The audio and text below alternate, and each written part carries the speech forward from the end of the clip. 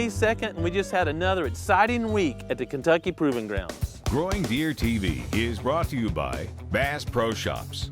Also by Reconics, Trophy Rock, Gallagher, Muddy Outdoors, Eagle Seed, Nikon, Winchester Ammunition, Redneck Hunting Blinds, Dead Downwind, and Antler Dirt.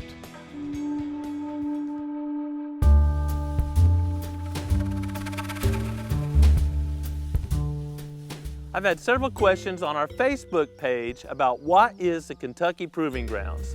It's simply a piece of property owned by my good friend Mr. Terry Hamby that has a lot of similarities to my place here at Branson, Missouri. But Mr. Hamby's my type of guy because he wants to take a sow's ear and make a silk purse, and I'm all about improving wildlife habitat. So Mr. Hamby and I struck up a friendship. He allows me to hunt, and I try to help him improve the property. You want to just go sit in that redneck? And that one right there? There's 20 turkeys around that redneck right now. What do you think if we... As we saw those turkeys, as friends often do, we started jostling back and forth who was going to get to start where on the first day of our hunt. Adam and I started at what we call food plot 10. Time went by and we saw a hen and a jake in the food plot, but no mature toms. We also saw another critter that I don't like very much, and that's a groundhog. Sitting there in the blind, Adam noticed a groundhog climbing up a tree. A lot of people don't realize that groundhogs can climb, but they can certainly climb trees with no problem, and they use that as a predator defense mechanism to get away from coyotes and other predators. Later on, that groundhog is down the field as a hen's feeding through, almost like he's paralleling that hen. Now, I don't think he cares anything about that hen, but groundhogs are super alert, and he's standing up often, looking around, making sure old coyote's not coming after him.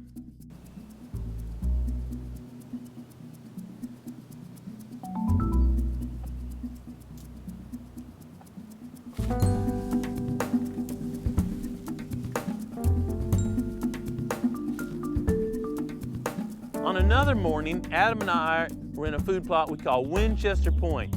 There's a series of food plots right in a row on the top of rolling ridges. There's just a great viewpoint from that area.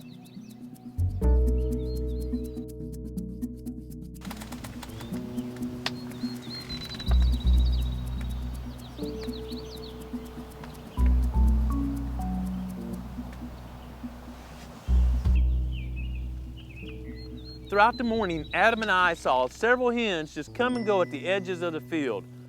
Typical of hens that are sitting on a nest close by.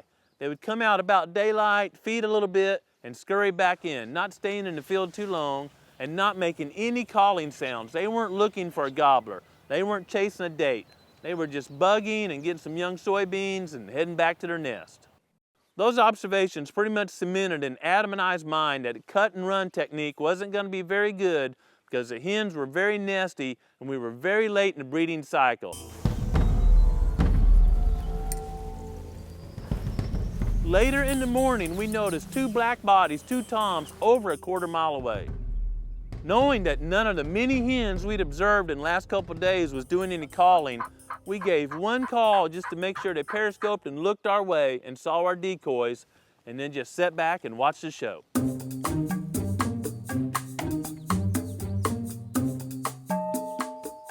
Those toms actually kept looking and fed around a couple of major draws that stuck into this food plot complex, and over time worked their way closer and closer to our blind.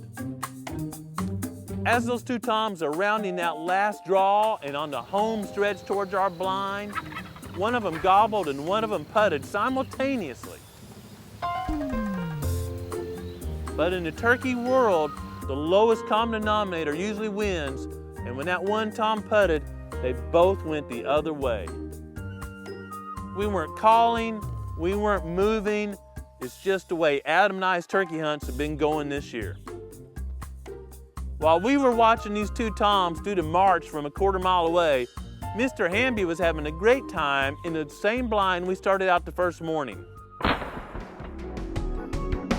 So we don't have footage to document it, but I certainly got to touch, see, and feel that big tom, and I really enjoyed hearing the details of his hunt. After a couple days of observations and listening to turkeys on that property, Adam and I opted to put a ground blind up in a food plot where all of us had seen turkeys a couple of times coming and going to lunch. After lunch, parked a couple hundred yards away from that food plot and started easing up only to see a tom in the field before we got to our ground blind.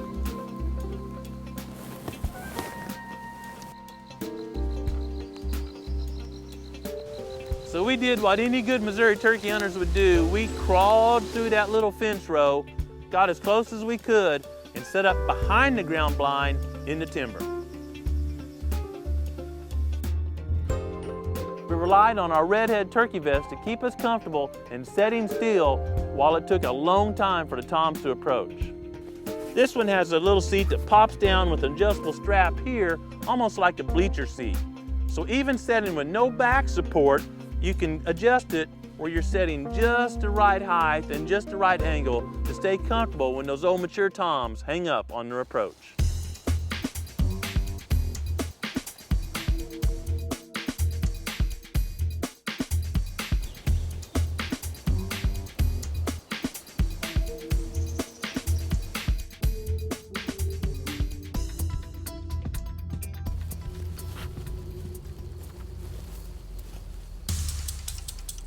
I hadn't moved, everything was just right, and I decided it was time to put one down.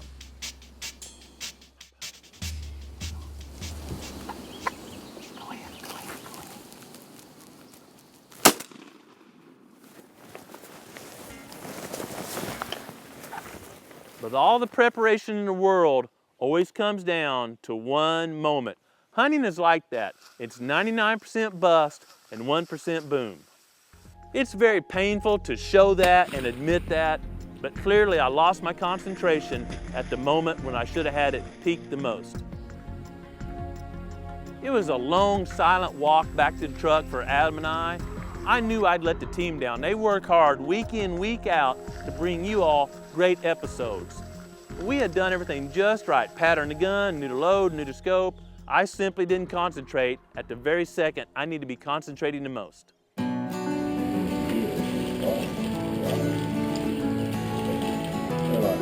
One thing that takes the pain, a lack of concentration away, is good friendship and great food. And when Mr. Hamby started frying those fish, I started feeling better already. You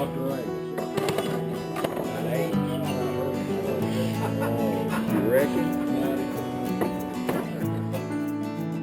If your turkey population isn't as high as you'd like it to be, I would focus on good habitat management because that's the key to big turkey populations. But not far behind that is also controlling predator populations. There's just not much trapping anymore. A lot of people aren't chasing predators. Those populations seem to be building throughout the turkey's range, and without a little control, that's going to get out of balance with more predators and less prey species. Thinking of all those predators, Adam and I were sitting in a blind when all at once we saw a very attractive coyote come into the field. It had more white on its face than most coyotes have. Now, coyotes are well known to interbreed with dogs and even wolves up in the northeastern states. I don't know about the lineage of this coyote, but coyote season is open in Kentucky during turkey season, so I instantly went, but that coyote cut our wind and never made it to us.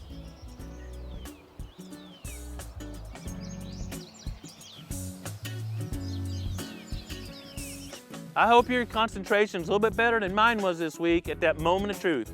But wherever you are, I hope you really get to get outside and enjoy creation. Thanks for watching GrowingDeer.tv. I mean, did you buy what I told you? He just hit again right there. We should probably go hunting. You think so? Yeah. It's about hot enough to hunt one, isn't it? 3 in the afternoon, 84 degrees. Turkey's a mile away. Only die-hard turkey hunters do this. Let's walk some more.